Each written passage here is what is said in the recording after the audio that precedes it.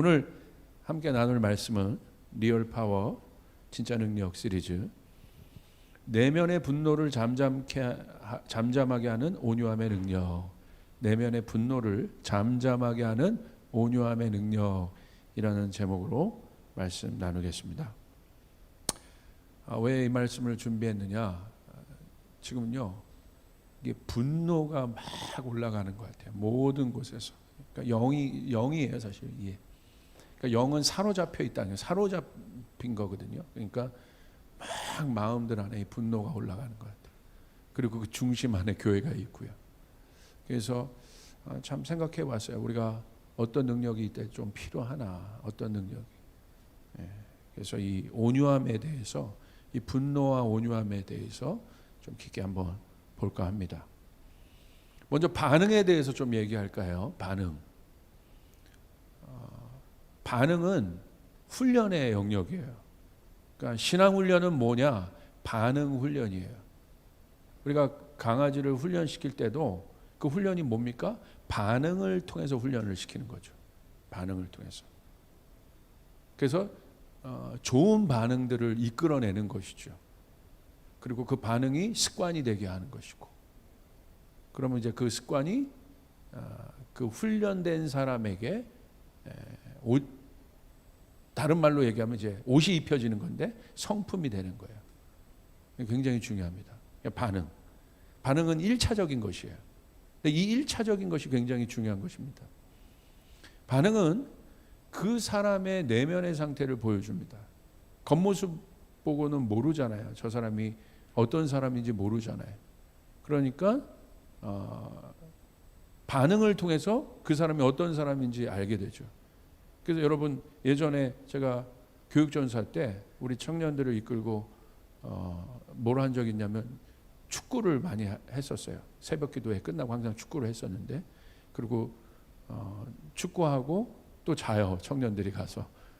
그리고 저녁 때 일어나서 또 한참 놀다가 또 그 다음날 새벽 기도회.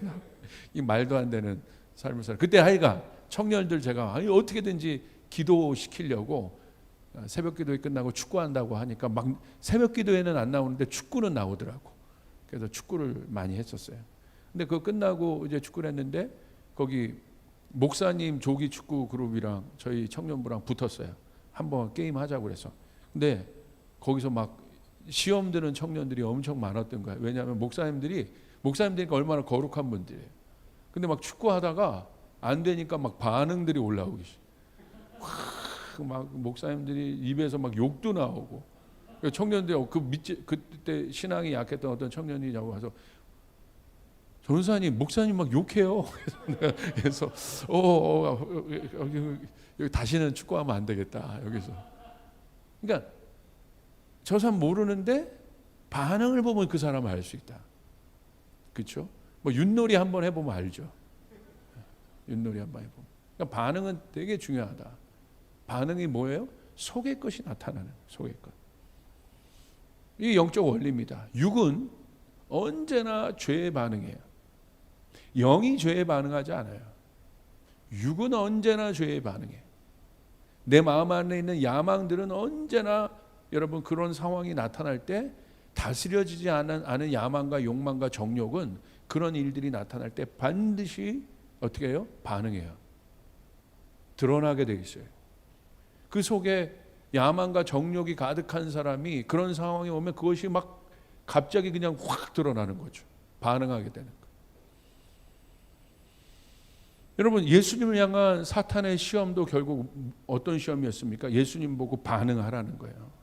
이 돌을 떡으로 만들어 봐라. 반응하라. 근데 예수님 어떻게 하셨습니까? 반응하지 않았죠. 잠잠히 말씀으로 승리하셨죠.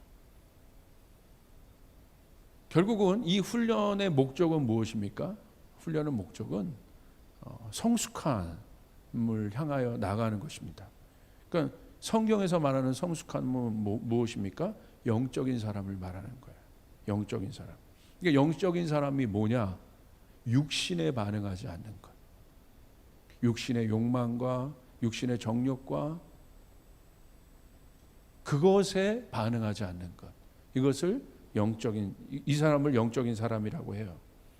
그러니까 그 영적인 사람들에게 나타난 특징은 뭐예요? 항상 겸손의 모습이 있죠. 이 겸손은 뭐예요? 순응하는 것이에요. 순응하는 것. 내 뜻이 아니라 하나님의 뜻에 순응하는 것. 그러니까 숨이 이렇게 차분해진 상태, 격동되지 않는 상태. 그게 바로 겸손이죠. 영적인 것이고요.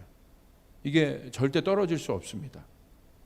전도서 1장 2절에 보시면 전도자가 이르되 헛되고 헛되며 헛되고 헛되니 모든 것이 헛되도다. 이 고백은 허무주의자의 고백이 아닙니다.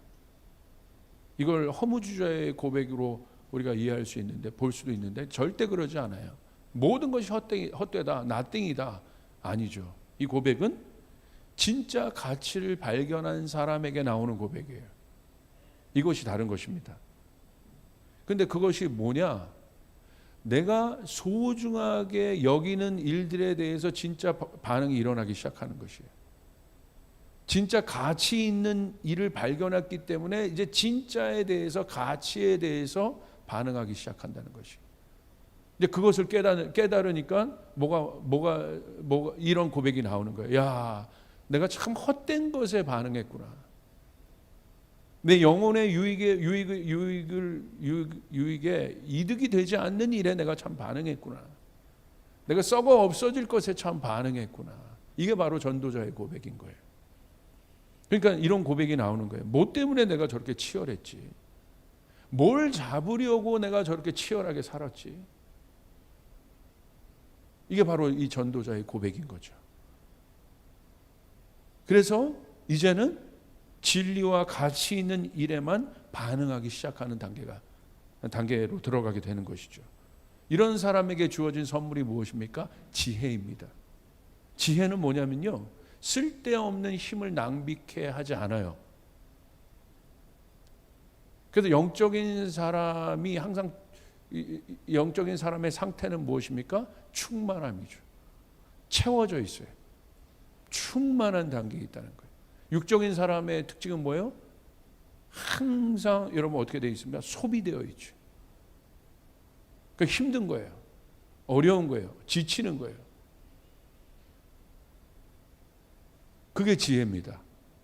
그래서 지혜 있는 자, 잠언 31장에 현숙한 여인이 지혜 있는 여인이잖아요. 이 지혜 있는 여인이 있는 곳이 어떻게 됩니까? 모든 것이 살아나기 시작해요. 생명력이 있어지기 시작하고 풍성해지기 시작합니다. 번성해지기 시작합니다. 왜 그래요? 쓸데없는 힘을 낭비하지 않기 때문에. 그리고 생명력 있는 일에만 반응하기 때문에. 그러니까 삶이 되게 정돈되어 있죠. 정리되어 있죠. 질서가 있죠. 이것은 굉장히 중요한 것이죠. 그래서 전도자에게 인생을 물어보라고 하죠. 오늘 내 안에 가장 우선으로 일어나는 반응이 무엇인지를 봐야 돼요. 그러니까 인스타그램 보면 다 알죠. 뭐에 반응하는지. 대부분 먹을 거잖아요. 카페. 다 그냥 도배로 돼 있어요. 그거 절대 뭐라고 하지 않아요? 절대 뭐라고 하지 않습니다. 그런데 포스팅하는 것도 되게 좋은데 더 깊게 내가 오늘 뭐에 반응하느냐. 하늘이 맑으면요, 하늘 사진이 막 올라오기 시작해. 반응하는 거예요. 반응하는 거. 이거 굉장히 중요하지 않습니까? 그러니까 여러분, 지금 우리가 사는 세상은요, 우리의 이 어텐션, 우리의 이 집중을 분산시키는, 하나님으로부터 가야 될 집중을요, 모든 것으로 분산시키는 그런 시대입니다. 그러니까 지금은 집중력의 싸움이에요. 집중력이 있어야 끝까지 갈 수 있고 약속의 땅에 갈 수 있습니다. 결국 이루어낼 수 있습니다. 이게 굉장히 중요해요. 그러니까 모든 것이 분산되어 있잖아요. 그냥 영상 하나 보는 것도 그냥 넘기는 속도가 엄청 빠르요. 이 엄지 손가락 하나 얼마나 빨리 봅니까? 근데 그 안에 그냥 좋은 정보, 쓸데없는 정보, 가릴 것 없이 필터링 없이 막 들어오는 거예요. 거기에 이제 뭐 하나 걸리면 이제 반응하기 시작하는 거예요. 이건 굉장히 실제적인 것이라는 거예요. 여러분 그 대표적인 인물이 누구냐면 사울입니다. 쓸데없는 것에 반응한, 그래서 결국은 멸망을 당하잖아요. 어려움 가운데 처하잖아요. 오늘 사울의 그 인물이 사울 왕인데, 이 사울 왕이 이제 어려워지기 시작한 시점이 바로 무엇입니까? 이 반응 때문에 어려워집니다. 사무엘상 18장 7절부터 9절. 여인들이 뛰놀며 노래하여 이르되 사울이 죽인 자는 천천히요 다윗은 만만히로다 한지라. 사울이 그 말에 불쾌하여 심히 노하여, 불쾌하여 심히 노했다, 반응한 거예요. 여러분 생각해 보세요. 사울이 죽인 자는 천천히요. 사울도 칭찬을 하잖아요. 사울을 무시하지 않았습니다. 근데 이제 다윗은 만만히로다. 그러니까 물론 다윗을 비교하여 더 칭찬했어요. 그런데 여러분 정말 이 사울이 영적인 사람이었으면 다윗이 사울에게 비교가 되겠습니까? 어떻게 했겠습니까? 야, 좀 좋은 마음, 아비의 마음을 갖고 있었으면 오히려 다윗이 칭찬받는 것을, 자기보다 월등히 칭찬받는 것을 기뻐해 줄 수 있었을 것입니다. 나는 이렇게 이 정도밖에 안 되는데, 야, 저 다윗은 저렇게 칭찬을 받는구나. 지금 누가 칭찬받는 거예요? 자기 백성이 칭찬을 받는 거예요, 지금. 정말 사울이 아비의 마음이 있었으면 여러분 얼마나 이거 기쁜 일입니까? 기쁜 이야기입니까? 근데 보십시오. 불쾌했다는 거예요. 그러니까 사울의 내면을 보여주는 거죠. 사울의 내면이 어떤 상태인 건가를 보여주는 거예요. 그러니까 여러분 우리가 잘 알아야 돼요. 오늘 내가 살아가면서 나의 반응을 보고 내 내면의 상태를 알 수 있는 거예요. 내가 지금 어디에 반응하고 있는가? 내가 어디에 관심이 있는가 지금? 이건 속일 수가 없습니다. 속에 있는 것이 바깥에 드러나게 돼 있는 거예요. 여러분 우리 청년들도 이렇게 모이면 잘생긴 청년이 하나 딱 들어오면 막 제가 여러분 표현하지 않지만 우리 자매들 사이에서 막 반응들이 일어나는 것들을 제가 느낄 수 있어요. 어느 스몰로 가나 막 이게 반응들이 일어나, 막 느낄 수 있어요. 막 반응하죠. 예. 뭐 형제들도 마찬가지예요. 막 반응해. 그렇죠? 안다는 거야, 안다는 거 내 안에. 그리고 상담하는 거 보면 결국 이 상담을 통해서 결국 우리 사역자들이나 멘토들이 훈련을 시키잖아요. 도와드리잖아요. 근데 어떤 훈련이에요? 반응의 훈련이에요. 아까 우리 심흥보 전사님이 선포한 것처럼 우린 문제에 반응하지 않고 임재에 반응한다. 엄청난 이 랩과 같은 가사죠. 문제에 반응하지 않고 임재에 반응한다. 요즘에 물 들어왔어요, 심흥보 전사는. 예, 예. 맞죠, 정확하게. 내가 어디에 반응하고 있느냐 지금. 오늘 사울의 반응을 통해서 사울의 내면을 볼 수 있다. 사울의 내면은 뭐예요? 인간의 왕이 되고자 하는 욕망인 거죠. 그냥 드러나 버린 거예요, 그게. 감출 수가 없는 것입니다. 그가 더 얻을 것이 나라 말고 무엇이냐? 오버하기 시작하고 안에 평정심 다 깨진 상태고. 9절 보십시오. 그날 후로 사울이 다윗을 주목하였더라.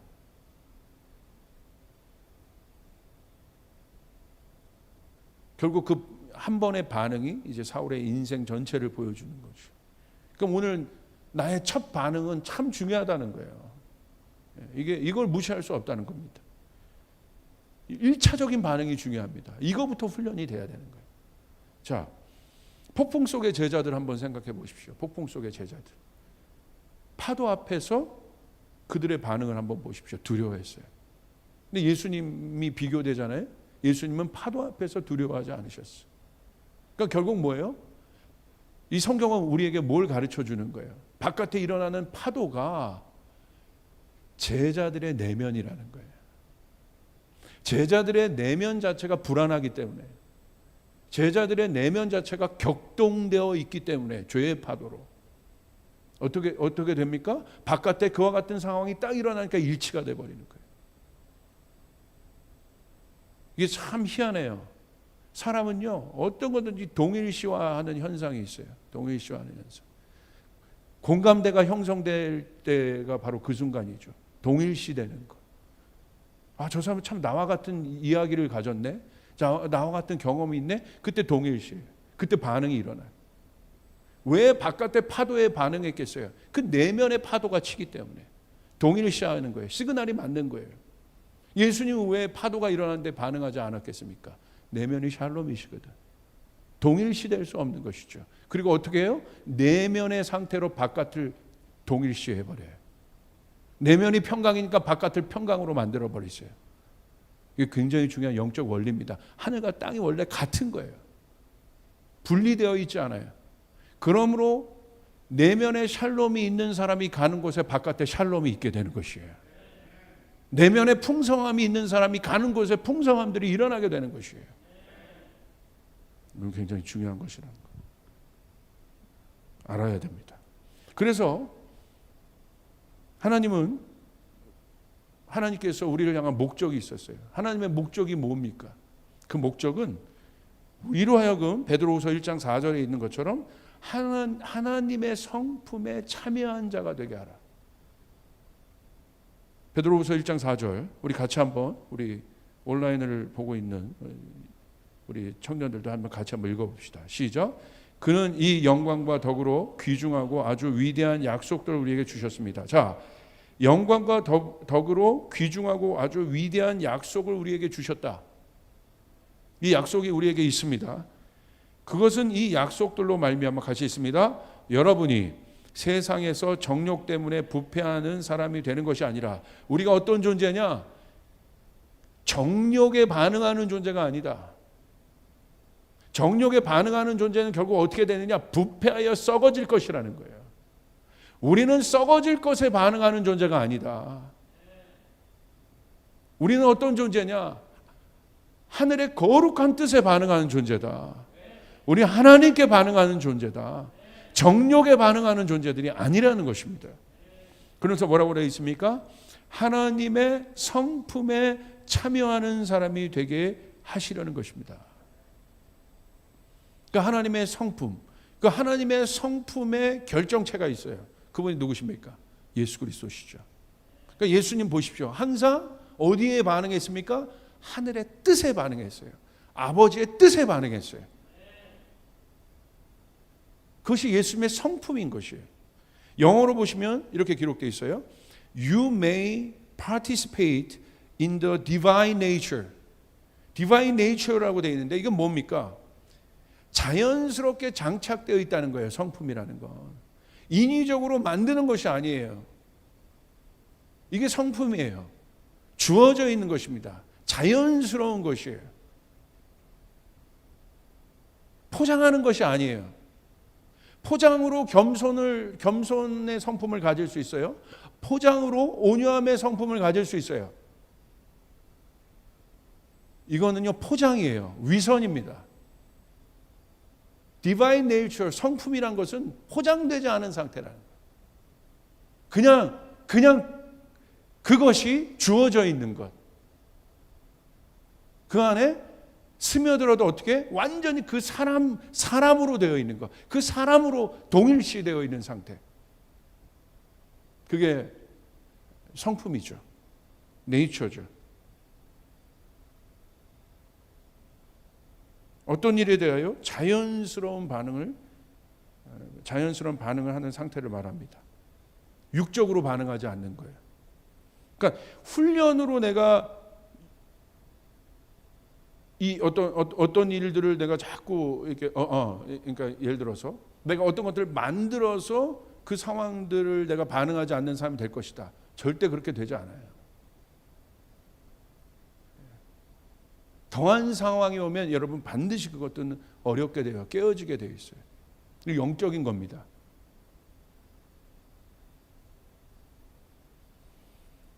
이 원리를 이해해야 돼요. 그 온전한 성품을 가질 수 있는 분은 예수 그리스도밖에 없으세요. 그러니까 자연스럽게 반응하는 것. 그 자체. 온유함 자체. 겸손함 자체. 기쁨 자체. 물이 흘러가듯이 그냥 자연스러운 그러니까 예수 그리스도는 기쁨 그 자체. 온유함 그 자체 만들어지지 않는 것이에요. 그렇기 때문에 여러분 보세요. 이 원리를 이해하면 예수님의 사역을 이해할 수 있습니다. 원수 같은 유다, 우리 안에는 어떤 반응이 일어나겠습니까? 우리가 이거 잘 생각해야 돼요. 그러니까 원수 같은 유다 생각해 볼 때 우리 안에 아마 그런 사람들을 만나면 격정이 일어날 거야. 막 억울하고 막 열받고. 근데 예수님 그렇지 않으셨잖아요. 그게 훈련으로 된 것이 아니라는 거예요. 그냥 예를 들어서 다른 어떤 훈련으로 된 것이 아니라는 거예요. 말을 부드러운 훈련을 해서 그렇게 된 것이 아니라는 거예요. 우리가 생각할 때 우리가 그런 착각을 자꾸 하는데 또 하나 보십시오. 예수님을 배반한 제자들. 여러분 그런 상황 가운데 있어서 우리 마음이 어떨까? 힘들 겁니다 아마. 근데 예수님 보세요. 말도 안 되게 평정심을 유지하셔요. 어떻게 그럴 수 있냐는 거야. 마지막 십자가 위에서 하나님의 반응을 보십시오. 당신의 아들을 그 인간들이 어떻게 합니까? 못 박여 죽여요. 갈기갈기 찢어 죽여요. 근데 하나님은 어떻게 하십니까? 정말 평정심을 유지하고 계시죠. 어떻게 그럴 수 있냐는 거예요. 한 신학자가 그 장면을 글로 쓴 것이 있는데 막 그렇게 하니까 막 예수님을 갈기갈기 찢어놓고 막 이러니까 천사들이 그때 그런 상상력을 가지고 글을 쓴 거예요. 아마 하나님께서 만드신 모든 천사들이 가장 어떤 하이라이트로 클라이막스의 노를 발휘할 때가 그때일 것이다. 막 미가엘이랑 막 천사장들이 나와서 칼을 들고 막 하나님 앞에 허락을 해달라고. 저 하나님의 아들 우리 예수 그리스도를 무시하는 저 인간들을 멸하기 위해서 하나님 제발 허락해달라고 막 그랬을 것이라는 글을 썼다는 그 글을 쓴 것을 제가 본 적이 있어요. 와, 되게 생생한 표현이죠. 막 십자가 위에서 천사들이 말씀만 해달라고 하나님.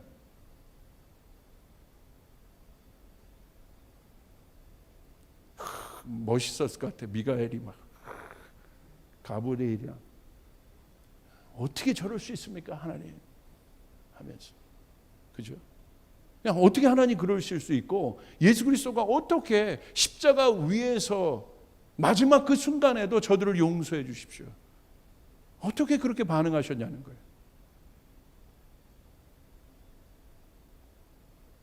예수님의 기적의 사건 보십시오. 이 원리대로 적용을 해봅시다. 가난한 자를 보고 예수는 어떻게 하세요? 지나치지 않으세요. 반응하세요. 그 반응이 기적을 가져옵니다. 묶이고 갇힌 자를 보고 죄인들을 보고 반응하세요. 우물가 여인을 보고도 반응하셨어요. 그리고 그 일들이 그들의 내면을 풀어버려요. 자유케 합니다. 귀신 들린 자를 보고도 예수님 반응하세요. 예수님의 계획 가운데 없을지라도 삭개오나 이런 사람들이 예수님을 만나자고 하고 예수님 앞에 나와갔을 때 중풍병자 친구들이 지붕을 뚫고 자기 친구를 내렸을 때 예수님 백부장의 믿음을 봤을 때 예수님 어떻게 하십니까? 반응을 하십니다. 진짜를 보고는 예수님 반응하세요. 아픈 자들 보고 반응하십니다. 어떻게 그러냐는 거예요. 반대로 위선자들을 향해서는 예수님 분노하십니다. 그냥 지나가지 않으세요. 회칠한 무덤이라고 얘기하세요. 가짜를 보고 예수님 반응하세요. 위선적으로 기도하는 자들을 보고 예수님 반응하세요. 종교인들을 보고 예수님 반응하세요. 어떻게 그러시냐는 거예요. 그게 성품이기 때문에 자연스럽게 그 안에 스며들어진 성품이란 건 뭐냐면 땅을 얘기하는 거예요. 그런 땅이시기 때문에 어둠이 들어가도 빛으로 바뀌는, 저주가 들어가도 축복으로 바뀌는 그런 땅이시기 때문에 그 일들이 이루어지는 것입니다. 무엇을 심어도 축복이 되는 거예요. 무엇을 심어도 그런 땅이시기 때문에.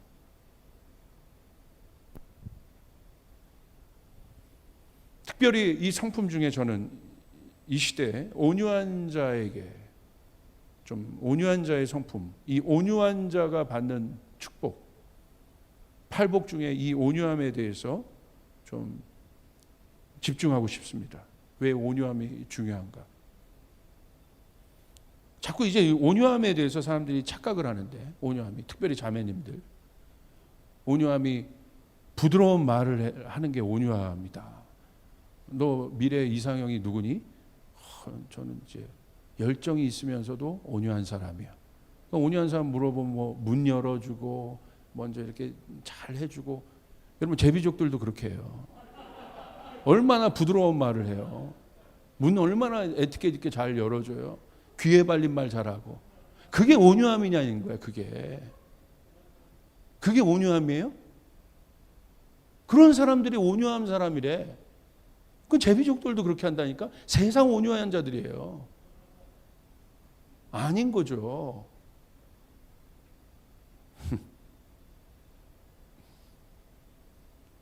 성경에서 말하는 온유함이 뭐냐는 거예요. 성경에서.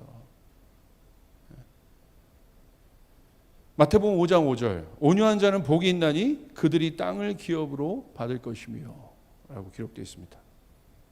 팔복은 하나님의 성품을 입은 복 있는 자들에 대한 말씀입니다. 그 중에 온유한 자를 주목해야 하는 이유는 여기에 있습니다. 왜냐하면 온유한 자에게, 복 있는 온유한 자에게 주어지는 복이 뭐냐면, 결과가 뭐냐면 땅의 기업 때문입니다. 팔복을 보십시오. 심령이 가난한 자, 애통하는 자, 온유한 자, 의에 줄이고 목마른 자, 그런 사람들 복이 있다? 그들에게 주어지는 결과들이 있다는 거예요. 다. 애통하는 자는 복이 있다. 그 사람에게 뭐가 주어집니까? 위로가 주어질 것이다. 결과입니다. 그러니까 온유한 자, 복 있는 온유한 자가 받는 결과가 뭐예요? 땅을 기업으로 받게 될 것이다. 그냥 땅을 받는 것이 아니라 이 땅은 어떤 땅이에요? 기업의 땅이에요. 이 기업이 무엇입니까? 유업이라는 것이에요. 유업의 땅이라는 거예요. 그럼 우리가 더 질문을 할 수 있어요. 깊이 있게 질문할 수 있어요. 유업은 성경적으로 볼 때 누구에게 주어집니까? 성경적으로 볼 때 유산이죠. 누구에게 주어져요? 자녀에게 주어져요. 아들에게 주어져요. 다른 사람에게 주어지지 않아요. 이게 유산이에요. 땅이 어떤 형태로 있어요? 유산의 형태로 있는 거예요. 그냥 땅이 아닙니다. 아무 땅이 아니에요. 그러니까 유산의 형태는 뭐예요? 약속이라는 거예요. 그러니까 우리가 부모님이 아니면 누가 유언을 쓸 때 변호사를 데리고, 만약에 그 사람이 재산이 많은 사람이라면 유산을 줄 때 변호사를 데리고 공증을 쓰죠. 약속이라는 거예요. 이건 건들면 안 돼. 그 사람에게, 내가 말하는 그 사람에게 줘야 되는 거예요.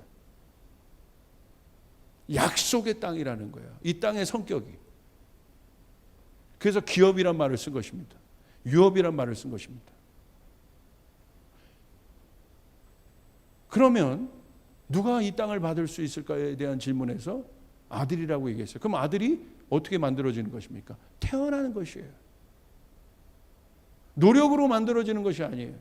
태어나는 것이에요. 태어나면 아들이 되는 거예요. 태어남과 동시에 뭐가 돼요? 유업이 주어지는 거예요. 태어남과 동시에. 내 자녀로 태어나는 자들에게는, 내 자녀가 되는 사람에게는 아버지가 어떤 계획이 있어요? 내 모든 것을 주는 약속을 내가 한 거예요. 그 아버지가 약속을 한 거예요. 그러니까 태어남과 동시에 나는 아무것도 한 것이 없는데 뭐가 생겨요? 유업이 생기는 거예요. 출애굽을 했는데 하나님께서 어디로 이끄세요? 목적이 없는 것이 아니죠. 이 출애굽은 우리를 어디로 이끌어요? 목적을 향해요. 그 목적은 어디예요? 약속의 땅이에요. 유업으로 받을 땅. 그러니까 내가 하나님의 자녀가 됐다. 출애굽했다는 건 뭐예요? 이제 너희는 노예가 아니다. 너희는 하나님의 자녀다. 하나님의 약속이 있는 자녀들이다. 그게 이스라엘이죠.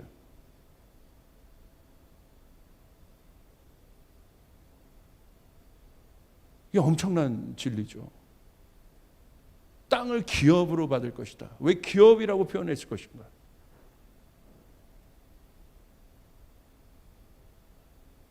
왜 그렇다면 그 자녀에게 그 땅이 기업으로 유산이 주어지겠습니까? 상속이 주어지겠습니까? 상속자가 되겠습니까?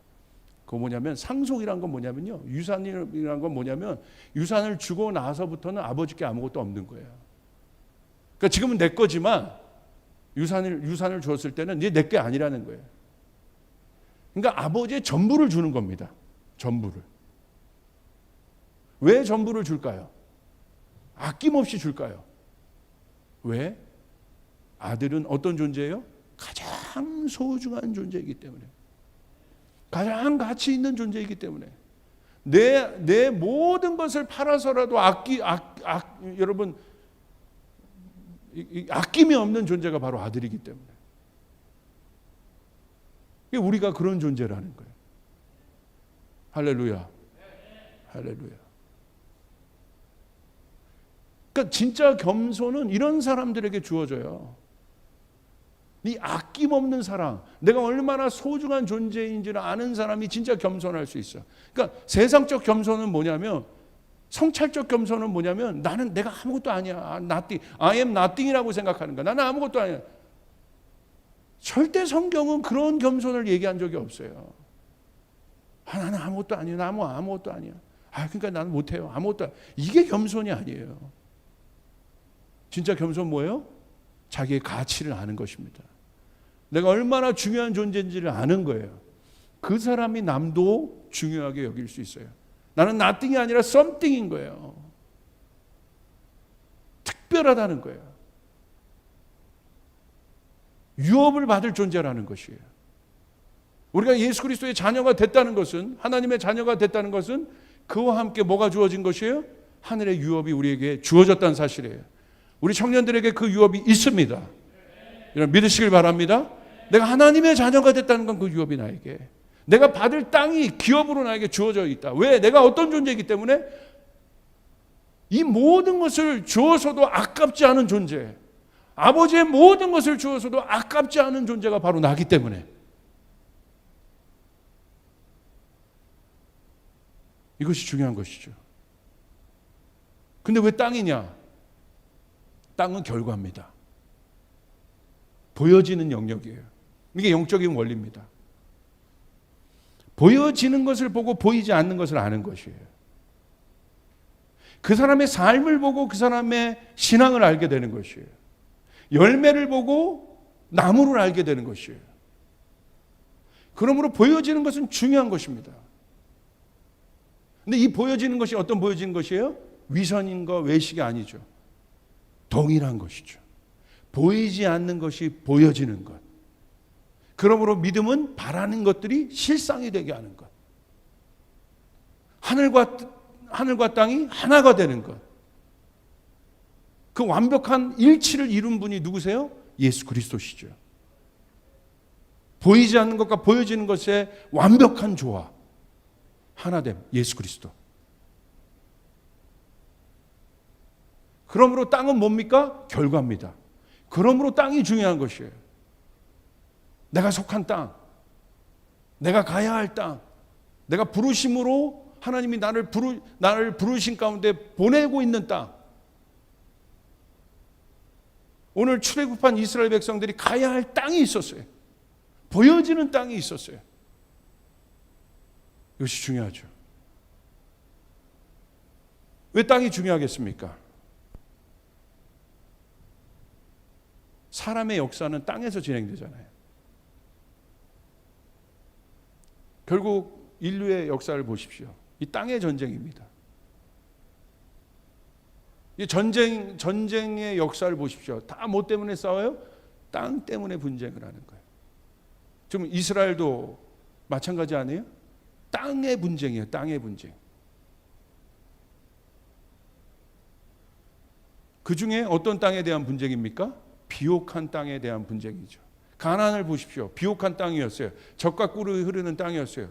거기에 뭐가 많아요? 전쟁이 많죠. 비옥하기 때문에. 여러분 광야에 전쟁이 있나요? 쓸모없는 땅에 전쟁이 있나요? 전쟁이 없어요.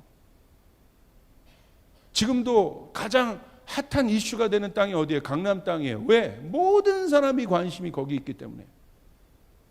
인간적인 눈으로 볼 때 강남엔 부유함과 풍요함이 있기 때문에. 그러니까 전쟁이 있어요.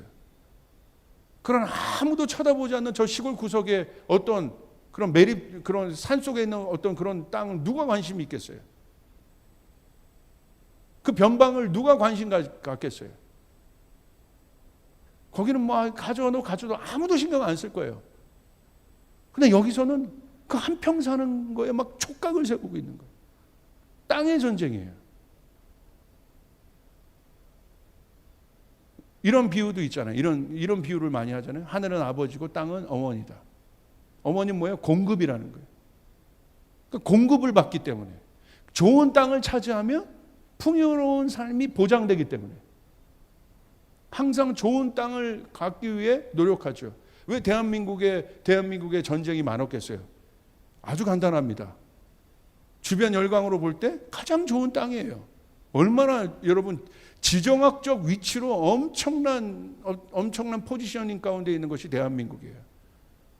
대한민국이 저기 변방에 있어 보세요. 저기 피지 같은 데 옆에 있어 보세요. 일부 예배도 피지 얘기했는데 피지 얘기. 아무도 관심을 안 갖죠. 왜 여기가 중요합니까? 올라가면 대륙이죠. 그리고 밑으로는 삼면이 바다죠. 대양이 있죠. 사계절이 있죠. 얼마나 산세가 아름답습니까? 이게 대한민국이에요. 저기 북쪽에는 천연자원도 많고 좁아서 문제인 거지. 그러니까 절대 지정학적 위치로도 대한민국은 여러분 서구 열강에서 볼 때, 바깥의 열강에서 볼 때 포기할 수 없는 땅입니다. 여기. 그래서 분쟁이 있는 겁니다. 비옥한 땅이기 때문에. 그러니까 가나안엔 전쟁이 많았고.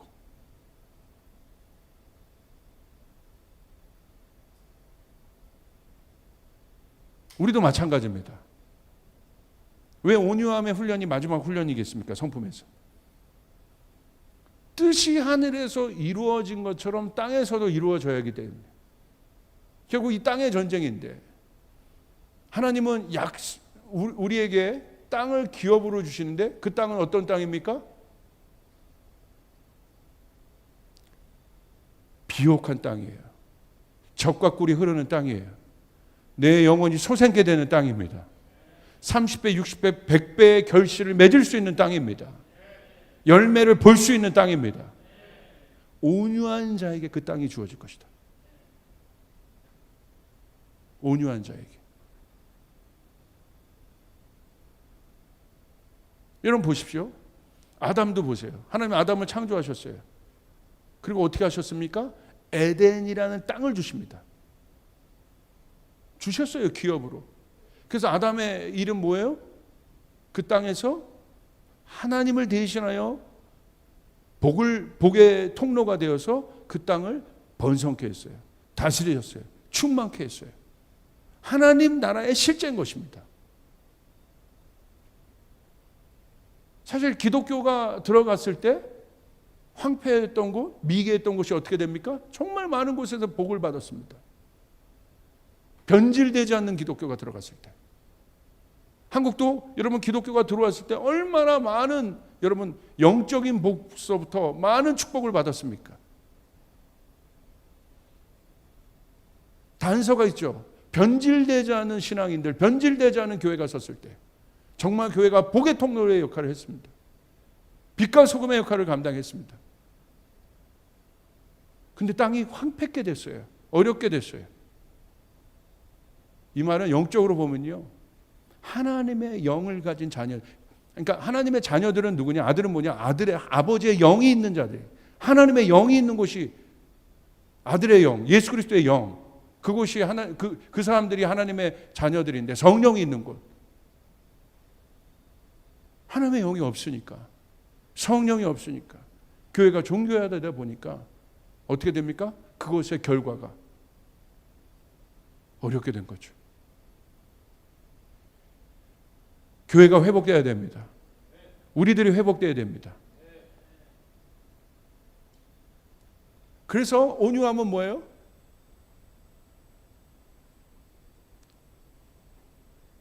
뜻이 하늘에서 이루어진 것처럼 땅에서도 이루어지리라. 여기서 말하는 이 땅은 뭐예요? 약속의 땅. 엘린과 같은 곳입니다. 우리가 살 수 있는 땅. 우리의 생명이 솟게 되는 땅. 이 땅이 우리의 가정이 되길 바랍니다. 이 땅이 우리의 일터가 되길 바랍니다. 우리 조이풀 교회가 얻을 땅이 되길 바랍니다. 그곳이 되어야 되는 것입니다. 이런 소중한 존재에게 주어지는 땅. 그런데 왜 온유한 자에게 그것이 주어지겠습니까? 온유한 자에게. 창세기 3장 18절에 보시면 아까 얘기했죠? 내면과 바깥이 동일시되는 것이다. 그러니까 이 약속의 땅은 이 온유한 자의 내면과 동일시되는 땅이라는 거예요. 그럼 이 온유함의 상태를 우리가 보면 알 수 있어요. 이런 거죠. 창세기 3장 18절에 그들이 에덴에서 쫓겨나서 어디로 갑니까? 쫓겨나요. 어느 땅으로 가요? 가시덤불과 엉겅퀴를 내는 땅으로 가요. 그건 뭐냐면 죄인된 아담의 마음인 거예요. 죄의 상태. 그러니까 그렇게 된 것입니다. 왜 여러분 이것이 심각한 것입니까? 가시덤불과 엉겅퀴는요, 엉겅퀴를 내는 땅은 더 이상 유업의 땅이 아닌 거예요. 저주의 땅이에요. 누가 저주를 유업으로 줄 수 있겠습니까? 가시덤불과 엉겅퀴를 내는데 어떻게 그것이 유업이 될 수 있겠습니까? 그러므로 우리는 어떤 땅을, 약속의 땅이 과연 내 안에 있는지 우리가 점검해 봐야 돼요. 우리 교회는 그 약속의 땅은 적과 꿀이 흐르고요, 30배, 60배, 100배의 결실이 있는 비옥한 곳이에요. 하나님의 말씀이 심겨지면 열매가 맺혀지는 곳이에요. 여러분 맞습니까? 유업으로 줄 수 있는 땅이란 말이에요. 소중한 땅이란 말이에요. 그런데 가시덤불과 엉겅퀴를 내는 땅은 여러분 이게 우리의 인생을 어렵게 하는 건데 이것을 어떻게 유업으로 줄 수 있겠습니까? 그러니까 세대 단절, 저주가 계승되고 있는 것이에요.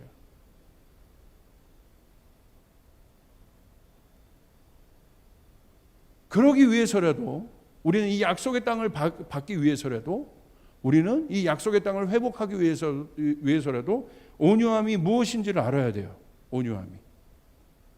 온유함을 원어로 보시면 이런 뜻이에요. 프라우이스라는 뜻인데 이 온유함이 동물에 쓰이면요, 길들여진 유순한 짐승을 길들이거나 짐승이 화나거나 흥분할 때 달래거나 진정시키는 것을 의미한다. 이게 프라우이스 온유함이라는 뜻이라는 거예요. 그러니까 여러분 맹수가 있습니다. 이 맹수 아무리 멋진 개여도 만약에 이 등치가 큰 개가 있다고 생각해 보십시오. 세파트가 있다고 생각해 보세요. 얼마나 멋있습니까? 도베르만이 있다고 생각하세요. 그런데 길들여지지 않은 난폭한 상태면 어떻게 같이 살 수 있겠어요? 아무리 멋이 있어도, 사자가 아무리 멋이 있어도 길들여지지 않은 맹수라면 어떻게 우리와 같이 살 수 있겠습니까? 이걸 짐승이라고 얘기하는 거예요. 짐승. 그러니까 온유함의 반대는 원어적으로 보면 뭐냐면 짐승이라는 거예요. 짐승. 통제되지 않은 상태를 얘기하는 거예요. 길들여지지 않은 상태를 얘기하는 거예요. 더 깊게 말하면 그 니무롯이 짐승과 같은 존재예요. 자기 힘대로 하는 존재, 자기 멋대로 하는 존재. 하나님과 같이 할 수 있겠습니까? 거룩하시고 완전하시고 온유하신 그분과 그 짐승이 같이 할 수 있겠어요? 같이 하려면 어떻게 돼요? 길들여져야 돼요. 반면 사람에게 이 프라우이스가 쓰이면 이런 뜻입니다. 사람에게 쓰이면 분노, 난폭, 매정, 잔인하지 않고 온화한, 친절한, 온유한, 즐거운 상태. 사람도 똑같습니다. 사람도 이 온유함의 훈련이 되어 있지 않으면 함께 할 수 없는 겁니다, 여러분.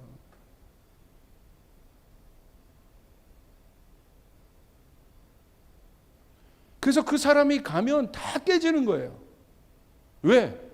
길들여지지 않았기 때문에. 놀랍죠? 아무리 여러분 좋은 어떤 명마가 있다고 할지라도 자질적으로, 재질적으로 그 명마가 길들여지지 않은데 어떻게 여러분 우리와 함께 할 수 있겠어요? 쓰임받을 수 있겠습니까? 우리가 하나님 앞에 여러분 온유하다는 건 길들여져 있는 훈련된 상태를 말하는 거예요. 우리가 그 상태가 되지 않는데 어떻게 하나님께 쓰임 받을 수 있겠습니까? 언제나 내 멋대로 하려고 하는데, 튀어나가려고 하는데. 그러니까 하나님이 모세를 쓰실 때 어떻게 쓰셨어요? 모세의 자질은 훌륭합니다. 근데 어떻게? 광야에서 40년 동안 40년 광야 생활을 하기 전에 어떻게 합니까? 완전히 길을 들이세요. 그리고 모세가 호렙산으로 가는 거예요. 그때 하나님이 쓰십니다. 오히려 세상의 힘이 완전히 빠졌을 때, 완전히 깨어졌을 때, 다음 주 설명할 게 온유함에 대해서 이 부분에 대해서 설교할 건데, 그때 온유함이 주어지는 거예요. 그때 하나님이 쓰세요. 세상으로 볼 때는 나약한 노인 같지만 그때야말로 하나님이 이제 모세가 길들여졌다 나한테. 그런데도 그런 모세임에도 불구하고, 그러니까 여러분 그런 모세임에 그런 사람이었음에도 불구하고 엄청난 그런 시간을 통해서 연단됐는데, 그러니까 하나님의 말에 따를 수 있었던 거예요. 순종하려. 자기 힘으로는 못 가. 근데 하나님 뭐라는 거예요? 명마예요, 모세 자체가. 가자. 주인이 고삐를 애굽으로 탁 도니까 가는 거예요. 주인이 이렇게 안 하는데 안 가는 거지. 버티는 거죠. 쓰임 못 받는다는 거예요. 하나님 우리를 쓰기를 위해 준비하고 계십니다. 아멘? 내가 준비되어져야 내가. 우리 교회가 준비되어져야 된다. 우리 사역자들이 준비되어져야 된다. 하나님이 나의 고삐를 잡으실 수 있도록. 이거 맞습니까? 그게 온유함이라는 거예요. 온유함은요, 적으로부터 오는 인정사정 없는 가혹한 행위가 아니라는 거예요. 우리가 적을 상상하면 인정사정 봐주지 않잖아요. 적은 가혹한 행위. 그것이 아니라 온유함은 뭐냐면 친구에게 예상되는 어떤 것이라는 거예요. 친구 하면 뭐가 떠올라요? 나를 위로해주고, 나를 격려해주고, 나의 말동무가 되어주고, 내가 혼자 밥 먹을 때 나와 같이 밥을 먹어줄 수 있고, 이게 친구죠. 좋은 친구를 만나야 돼. 여기서 말하는 거는 예수님도 친구라고 하셨으니까 좋은 친구시죠. 그게 온유함이에요. 그 기대감. 아닌 친구가 맞나? 이렇게. 적이 아니라. 그게 온유함이에요. 그게 프라이스란 뜻이에요. 온유한 자는 본능과 충동, 격동 등의 감정을 제어할 수 있는 훈련된 인격자를 얘기하는 거예요. 좋은 말하고 부드럽게 말하는 게 온유함이 아니라 다스리고 있는 사람. 그 내면의 평강이 있는 사람. 하나님 나라는 평강 위에 세워집니다. 할렐루야. 다스려지고 있는. 그 사람에게 실제의 땅이 기업으로 오게 된다. 이게 마지막 훈련이라는 것이죠. 마지막 단계, 결과. 그러므로 온유함은 하루아침에 우리에게 주어지는 것이 아니에요. 훈련입니다. 자, 우리에게 예수 그리스도를 믿음으로 말미암아 우리에게 그 땅이 주어져. 땅이 바뀌었어요. 그런데 아담에게도 땅을 주셨어요. 비옥한 땅을 주셨어요. 그러나 아담에게 말씀하셔요. 뭐라고? 경작해라. 그 땅을 그 땅에 뭐예요? 그 땅을 부유하게 할 수 있도록, 풍성하게 할 수 있도록, 번성하게 하도록 그 몫은 우리에게 있는 거예요. 달란트를 줬어요? 뭐라고 얘기해요? 가만히 있지 말고 경작하라는 거예요. 우리의 땅 자체가 바뀌었습니다. 예수 그리스도를 믿음으로 말미암아. 할렐루야. 그러므로 우리는 온유함의 땅으로 경작을 해야 되는 것이에요. 온유함의 능력을 가질 수 있도록 해야 되는 것이에요. 우리의 내면이 그렇게 경작되어질 때 눈에 보이는 실제적인 약속의 땅이 우리에게 주어지게 될 것이다. 동일시되는 일들이 일어나게 될 것이다. 가정이 그렇게 될 것이다. 일터가 그렇게 될 것이다. 이것은 굉장히 중요한 것이죠. 그래서 여러분에게 얘기했죠. 온유함은 뭐예요? 잘 훈련된 상태를 얘기한다. 훈련된 말을 얘기한다. 다 고개를 숙이고 주인님 타십시오. 잘 훈련다. 이게 저희 조이풀 교회에게 주님 말씀하시는 것이고, 이 호렙산 기도회를 통해서 우리가 이 한 달 동안 우리가 주님께 요청해야 될 제목이 바로 이 제목이에요. 하나님, 온유한 자의 복을 주시옵소서. 온유한 자의 복을 주시옵소서. 가는 곳에 이 일들이 일어나게 도와주시옵소서. 땅을 유업으로 받는 사람들이 일어나게 도와주시옵소서. 우리 청년들에게 이 자녀의 영을 주시옵소서.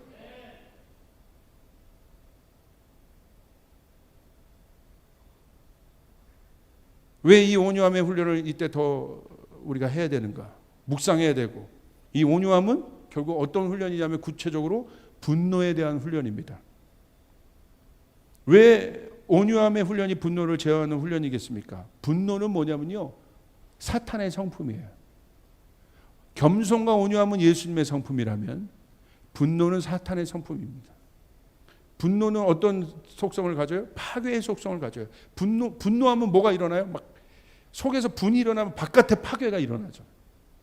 깨어지는 거예요. 분노는 이를 그르치게 하는 도구가 돼요. 결국 그래서 땅을 못 얻어요. 99% 노력해서 어떤 것들을 이루어냈어요. 근데 마지막 1%에서 분노해서 끝나는 거예요. 완성치 못하게 해요. 분노는. 한 번의 화가. 모세의 한 번의 화가. 그 한 번의 화는 뭐예요? 하나님 뜻대로 하지 않은 거예요. 한 번. 결국 약속의 땅을 못 얻어요. 그래서 모세는 그 어떤 사람보다도 이 온유함에 대해서 깊이 묵상했을 거예요. 그래서 스스로 쓰잖아요. 자기가 지면에서 가장 온유한 자라. 얼마나 자신 있겠습니까? 이렇게. 뼈에 사무치도록 썼을 거야, 아마 그게. 이 온유함이 무엇인지. 이를 그르치게 합니다. 모세의 온유함은 제가 생각할 때 나중에 가나안 땅에 못 들어가지만 받아들인 거지. 그래. 그게 온유함. 거기서 진짜 그래서 그 사람은 온유한 거죠. 내가 못 들어가는 것이 하나님 뜻이구나. 오케이. 진짜 온유한 자죠. 그래서 온유한 자가 된 거죠. 하나님 나를 여태까지 부려먹고 나를 못 들어가게 해요? 짐승이에요. 훈련되지 않은 말이란 말이에요. 왜 여러분 훈련이 중요하겠습니까? 왜 온유함이 중요하겠습니까? 평상시를 몰라요. 결정적인 순간에 말아, 여기 건너야 된다. 근데 딱 보니까 자기가 안 해본 거야. 버티는 거야. 가야 돼. 주인을 믿어야지. 결정적인 순간에. 약속의 땅 앞에 두고 결정적인 순간에 못 간다고 이러는 거야. 아닌 것이죠. 예수님 보십시오. 왜 그분을 어린 양으로 표현했겠어요? 순전한 순종을 얘기하는 거예요. 도살장이지만. 다니엘을 보십시오. 왜 다니엘에게 엄청난 땅의 권위가 주어졌겠습니까? 가잖아요, 그곳으로. 망설이지 않잖아요.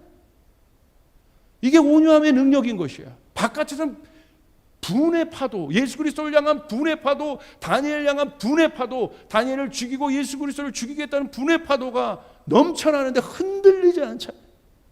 가십시오. 가십시오. 여호수아 흔들리지 않잖아요. 가십시오. 이 사람이 땅을 차지하는 것이에요. 이 사람이 땅을 얻게 되는 것이에요. 잘 훈련된 말인 거예요. 이게 온유함이에요. 오늘 우리 조이풀 교회는 이와 같은 리더들이 일어나야 합니다. 이와 같은 사람들이 일어나야 됩니다. 내 능력이 아니라 아버지 말씀하셨으면 가겠습니다. 할렐루야. 주님을 신뢰하는 상태죠. 그 온유함에는 주님을 향한 깊은 신뢰가 있는 것이죠.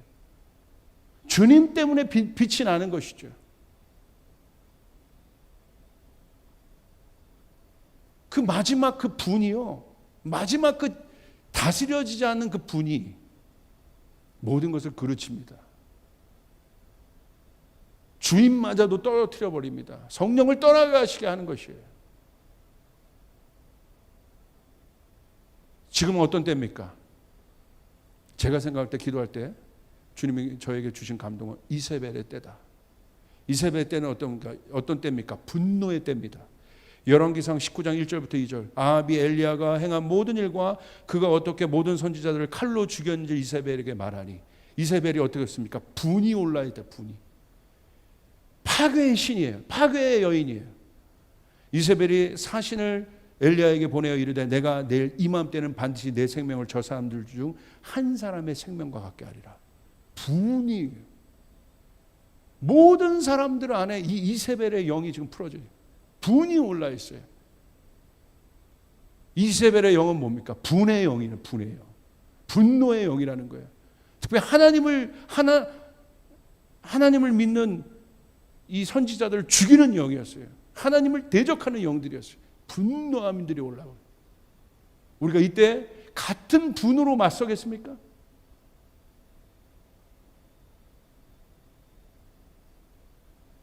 같은 분을 가지고 일으켜서 사람들을 선동하여 그 선동된 영으로 상대하겠습니까?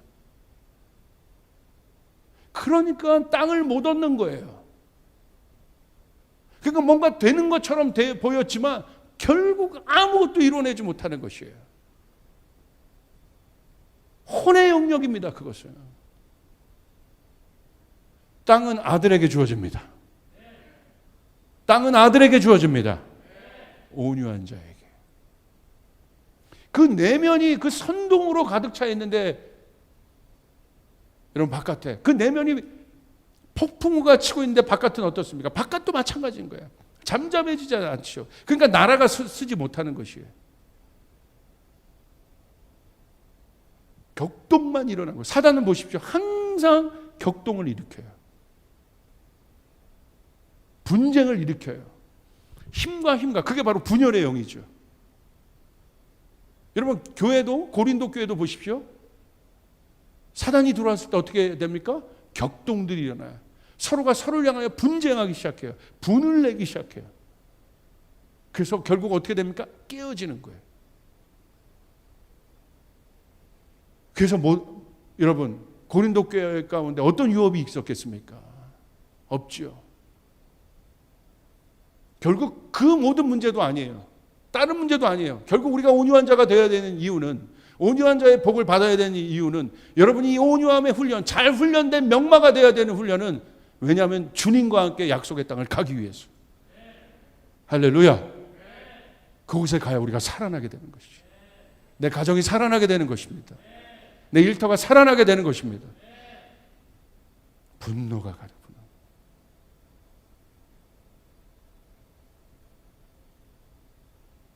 그렇죠? 고아의 영이에요. 고아들은 항상 진짜를 죽여요. 이스마엘 보십시오. 결국 이삭을 죽이려고 하는 거죠. 항상 그런 거예요. 사단은 뭐야? 고아의 영의 끝입니다.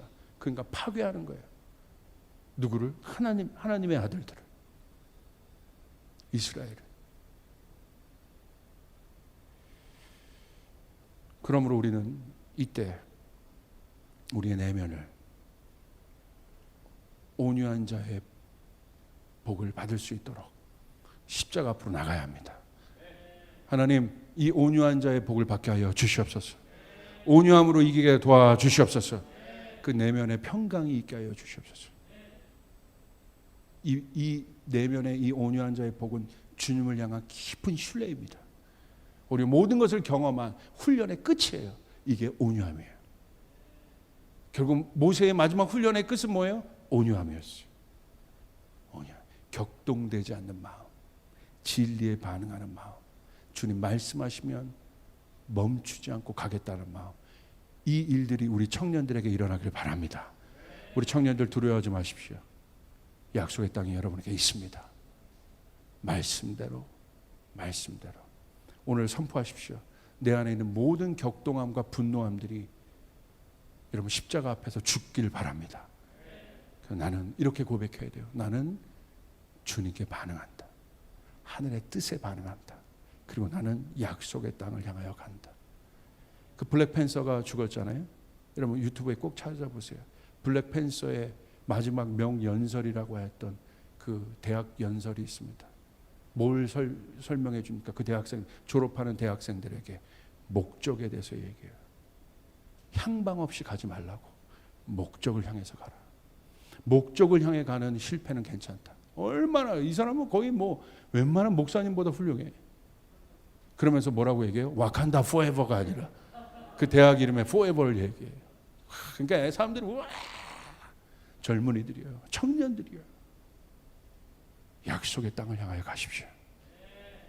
그 땅을 향해서 온유한 자가 되어서 온유한 자는 복이 있나니 땅을 기업으로 받을 것이다.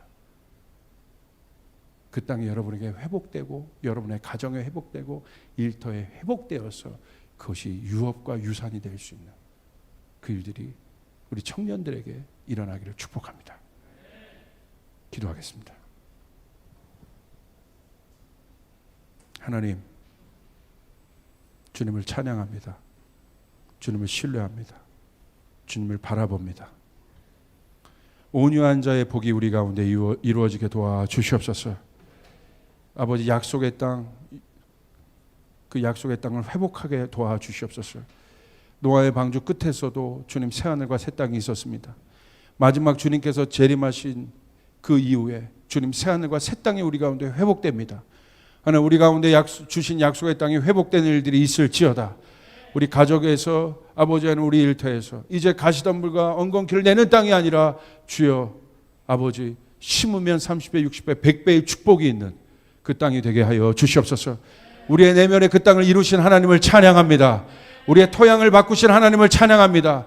두 번째 아담으로 오셔서 우리를 구원하신 주님을 찬양합니다.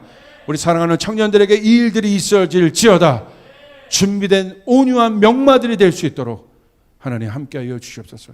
주님 말씀하여 주십시오. 저희가 가겠나이다. 순종하겠나이다. 감사합니다. 예수님의 이름으로 기도드리옵나이다. 아멘. 우리 찬양하죠. 주님 앞에 찬양 드리고 기도하고 마치겠습니다.